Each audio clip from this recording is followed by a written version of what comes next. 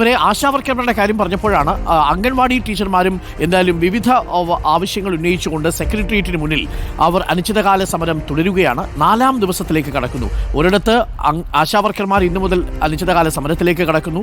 അംഗൻവാടി ടീച്ചർമാർ 4ാമത്തെ ദിവസം അനിശ്ചിതകാല നിരാഹാരം തുടരുന്നു. ഇന്ന് മലപ്പുറം ജില്ലയിൽ നിന്നുള്ള അംഗൻവാടി പ്രവർത്തകർ സമരപ്പന്തലിലേക്ക് എത്തും. വിഷയം നിയമസഭയിൽ ഉയർത്താനാണ് പ്രതിപക്ഷത്തിന്റെ നീക്കം.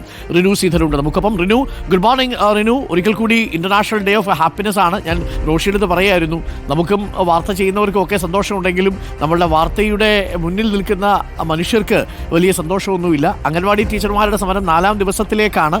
സർക്കാർ കണ്ടില്ലെന്ന് നടിക്കുകയാണ്. പ്രതിപക്ഷം ഇന്ന് നിയമസഭയിൽ നിന്ന് ഉയർത്താനുള്ള ഒരു സാധ്യതയുണ്ടെന്ന് കേൾക്കുന്നു. ഇന്നെങ്ങനെയാണ് അംഗൻവാടി സമരം മുന്നോട്ട് പോവുക? കൂടുതൽ ആളുകളൊക്കെ എത്തിച്ചേരുന്നുണ്ടോ സമരപന്തലിൽ? Good morning doctor Arunkumar. എന്തായാലും തിരുവനന്തപുരത്തെ സെക്രട്ടേറിയറ്റിന് വലതുവശത്ത് ആശാവർക്കർമാരുടെ സമരവും പ്രതിഷേധവുമാണെങ്കിൽ തൊട്ട് ഇപ്പുറം ഇടതുവശത്ത് അംഗനവാടി ജീവനക്കാരുടെ പ്രതിഷേധവും സമരവുമാണ്. നമുക്കറിയാം, ഓണറേറിയം വർദ്ധിപ്പിക്കുക തുടങ്ങിയ ആവശ്യങ്ങൾ തന്നെയാണ് ഇവരും മുന്നോട്ട് വയ്ക്കുന്നത്. ഇന്നിപ്പോൾ ഓരോ ദിവസവും ഓരോ ജില്ലയ്ക്കാണ് ഇവിടുത്തെ സമര വോളണ്ടിയർമാരായി വരേണ്ട ചുമതല. ഇന്നിപ്പോൾ മലപ്പുറം ജില്ലയിൽ നിന്ന് ഉൾപ്പെടെയുള്ള പ്രതിനിധികൾ ഇവിടേക്ക് എത്തുമെന്നുള്ളതാണ്. തുടങ്ങിയിട്ട് ഉണ്ട്. ഒപ്പം പ്രതിപക്ഷം നിയമസഭയിൽ ഇന്ന് ഈ വിഷയം കൊണ്ടുവരുവാൻ വേണ്ടി, അടിയന്തര പ്രമേയമായി കൊണ്ടുവരുവാൻ വേണ്ടി തീരുമാനിച്ചിട്ടുണ്ട് എന്നുള്ള വിവരം കൂടി ലഭിക്കുന്നുണ്ട്. എന്തായാലും അംഗനവാടി ജീവനക്കാർ സമരം ആരംഭിച്ചിട്ട് ഇന്ന് 4ാം ദിവസമാണ്. ആശമാരെ പോലെ തന്നെ വർക്കർമാർ ഏകദേശം 10,500 രൂപയും അതുപോലെ തന്നെ ഹെൽപ്പർമാർ 8,500 രൂപയും മാത്രമാണ് ശമ്പളമായി വാങ്ങുന്നത്. അതുകൊണ്ട് തന്നെ വലിയ ഒരു സമരം ഇന്ത്യൻ നാഷണൽ അംഗൻവാടി എംപ്ലോയീസ് ഫെഡറേഷന്റെ നേതൃത്വത്തിൽ ഇവിടെ ആരംഭിച്ചിട്ടുന്ന 4ാം ദിവസമായിരിക്കുന്നു. ഇന്നിപ്പോൾ ഈ രാപ്പകൽ സമരമാണ്. ഇവരൊക്കെ തന്നെ രാവിലെ റൂമുകളിലൊക്കെ പോയിരിക്കുകയാണ്. ഒരു വോളണ്ടിയർ ഇവിടെ എത്തിയിട്ടുണ്ട്. വർക്കറാണോ ഹെൽപ്പറാണോ? വർക്കറാ. എന്താണ് നിങ്ങളുടെ ആവശ്യങ്ങൾ യഥാർത്ഥത്തിൽ? ഞങ്ങളുടെ ആവശ്യം, ഞങ്ങൾക്ക് ശമ്പളമാണ് മെയിൻ. ശമ്പളം ഞങ്ങൾക്ക് 18,000 രൂപ ശമ്പളം വേണം.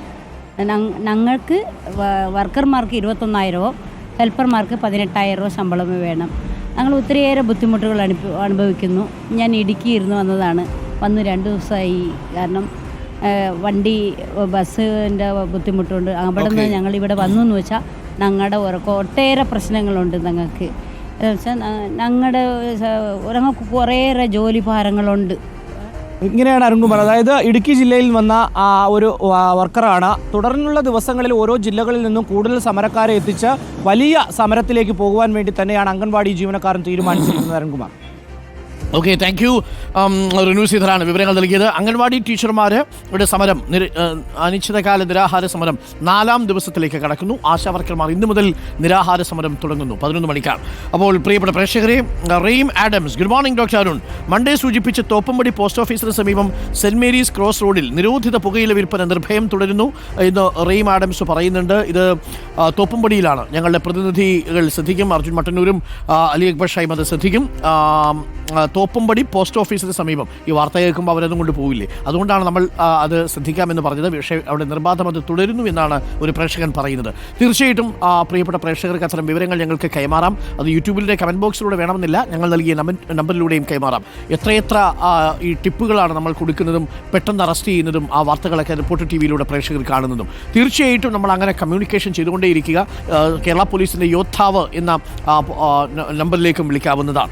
ദീപു BS, അരുൺ, എല്ലാ പ്രശ്നങ്ങളിലും അതിഥി തൊഴിലാളികളുടെ ബന്ധമുണ്ട്. എന്നാൽ ഇവരെ കേരളത്തിൽ നിന്നും തുടച്ചു നീക്കിക്കൂടെ? അത് കഴിയില്ലല്ലോ നമുക്ക്.